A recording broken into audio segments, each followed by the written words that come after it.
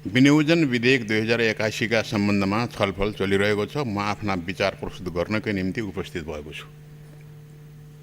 हामीले समानुपातिक समावेशी सिद्धान्त थपेर पनि 16औं शताब्दीको मध्यतिर ब्रिटिस साम्राज्यका सामन्त, जमिनदार र पुँजीपतिहरू मिलेर त्यहाँका श्रमजीवीहरूलाई दमन गर्नका निम्ति अवलम्बन गरिएको र संसारभरि आफ्नो औपनिवेशिक शासन फैलाउनका निम्ति सिर्जना गरिएको संवैधानिक राजतन्त्रात्मक शासन प्रणाली दुई सदनात्मक हाउस अफ लर्ड र हाउस अफ कमन्स सहितको संसदीय व्यवस्था स्थापना भएको थियो। त्यही ब्रिटेनमा अवलम्बन गरिएको त्यही शासन व्यवस्था सहितको संसदीय व्यवस्था अहिले पनि छ र हामीले पनि अनेक पटक क्रान्ति गरेका भन्छौँ। तर बेलायतमा 364 वर्ष पहिले स्थापना गरिएको त्यही संसदीय व्यवस्था र त्यही अल्पमतले शासन गर्ने फर्स्ट पास्ट दि पोस्ट निर्वाचन प्रणाली अवलम्बन गरिरहेका छौँ। त्यहाँ अहिले पनि संवैधानिक राजतन्त्र छ, हामी कहाँ संवैधानिक राष्ट्रपति छ। झन्डै उस्तै मान्नुपर्ने हुन्छ। यहाँका राष्ट्रपतिले बेलायतको राजाले जस्तै संवैधानिक काम गर्छन्। संवैधानिक राजतन्त्र सहितको शासन सुरु भएपछि नै अङ्ग्रेज साम्राज्य विश्वव्यापी रूपमा फैलिएको थियो। तर अङ्ग्रेज साम्राज्यवादले नेपालमाथि घातक हमला गरेर आधाभन्दा धेरै भूमि कब्जा गरे पनि नेपाललाई कहिले आफ्नो उपनिवेश बनाउन सकेन। कहिले कसैको उपनिवेश नभएको राष्ट्र दक्षिणी एसियामा नेपाल मात्र हो। हामी अहिले पनि त्यही संसदीय व्यवस्था अन्तर्गत छौँ र आर्थिक वर्ष 81-82 का निम्ति सरकारले प्रस्तुत गरेको बजेटको विनियोजन शीर्षक अन्तर्गतको छलफलमा छौँ।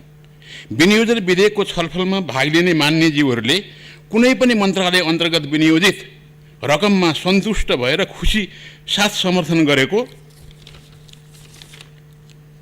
पाइएको छैन। जम्मा रु 18 खर्ब 60 अर्ब 30 करोड बजेट, त्यो पनि अहिलेको कागजमा लेखिएको अङ्कहरूको आधारमा भनिएको हो। साँच्चैकै व्यवहारमा जाँदा कति हुने हो भन्न सकिन्न। किनभने आन्तरिक ऋण, वैदेशिक ऋण, बोलीमा दिएका आश्वासनमा रहेको अनुदानको आधारमा प्रस्तुत गरिएको यो बजेट हो। यही बजेटबाट पहिलेको ब्याज सहितको ऋण पनि तिर्न पर्ने हो। त्यसकारण यो घाटा बजेट हो। संसदीय व्यवस्थामा हामी प्रवेश गरेको 2015 सालदेखि हो। बीचमा राजाको ठाडो शासनले 30 वर्ष खायो, तर बजेटको ढाँचा काचा अहिलेको जस्तै थियो। गणतन्त्र आइसकेपछि केही परिवर्तन गर्न सकेका छैनौँ। यसरी भन्नुपर्दा 66 वर्षदेखि यसै गरी बजेट पढ्दै आएका छौँ। अहिले हामीले जति विनम्र भएर अनुरोध गरे पनि, विद्वत्ता पस्किए पनि, जतिसुकै रोइ कराई गरे पनि थपथाप केही हुनेवाला छैन। त्यसो भएर मैले यसपटकको बजेटको सिद्धान्त र प्राथमिकता, नीति तथा कार्यक्रम, बजेट वक्तव्य र विनियोजन विधेयकलाई आलोचनात्मक समर्थन गर्दछु। यसमा भन्नुपर्ने मेरो केही छैन, हुनेवाला पनि छैन। तर पनि मैले थप केही विषयहरूका सम्बन्धमा आफ्ना विचार राख्न चाहन्छु। सम्मानीय अध्यक्ष महोदय, हामी बाहेक संसारका धेरै मुलुकहरूले आफैले विकास गरेका भौतिक वस्तु र ज्ञान निर्यात गरेर विदेशी मुद्रा आर्जन गर्छन्। हामीले भने आफ्ना होनहार मानव शक्तिलाई निर्यात गरेर विदेशी मुद्रा आर्जन गर्छौँ। यसैमा हामीले गर्व पनि गरिरहेका छौँ।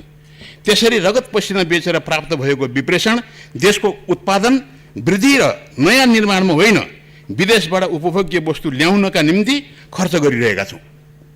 त्यसरी प्राप्त भएको विप्रेषण देश विकासको निम्ति मात्र खर्च गर्ने विचार पटक पटक कम्युनिस्ट पार्टीका नेता प्रधानमन्त्री भए पनि, नेपाली काङ्ग्रेसका नेता भए पनि 66 वर्षको यो सदनमा कहिल्यै प्रस्तुत हुन सकेन। त्यही भएर हामी गरिब छौँ, हेपिएका छौँ र लखेटिएका छौँ।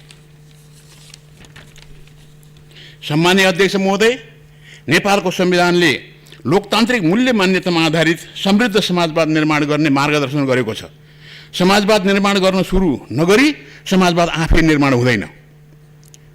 मैले समृद्धि प्राप्त गरेका गैर कम्युनिस्ट मुलुकहरू र समृद्धि प्राप्त गरेका कम्युनिस्ट मुलुकहरूको विकास प्रक्रियालाई अध्ययन गरेको छु। ती सबै मुलुकहरूले उत्पादनको सबभन्दा ठुलो साधनको रूपमा रहेको भूमि राष्ट्रियकरण गरेका छन्। जुन जुन मुलुकले त्यो समृद्धि उत्पादनको मुख्य साधन भूमिलाई व्यक्तिगत सम्पत्तिका रूपमा राख्न दिएका छन्, हामी जस्तै गरिबीमा अहिले पनि छटपटाइरहेका छन्। त्यसो भएर म जतिसक्दो छिटो नेपालको सम्पूर्ण कृषि उत्पादनको भूमि राष्ट्रियकरण गर्न नेपाल सरकारलाई अनुरोध गर्छु। संसारका अरू सबै मुलुकहरूले राष्ट्रियकरण गर्दा कुनै मुआवजा दिएनन्, तर नेपालको कृषि भूमि नेपाली जनताले रगत पसिना लगानी गरेर आर्जन गरेको हुनाले सरकारले भूमिपतिहरूलाई चलन चल्तीको मूल्य प्रदान गरेर राष्ट्रियकरण गर्नुपर्छ। मूल्य बापत अहिले नेपाल सरकारले ब्याङ्क ग्यारेन्टी दिनुपर्छ। त्यो सम्पूर्ण मूल्य सरकारले पूर्व भूमिपतिहरूकै नाममा नेपालमा औद्योगिकरण लागू गर्दाखेरि त्यही लगानी गरिदिनुपर्छ। यहाँबाट नेपालको समृद्धि सुरुवात पनि हुनेछ।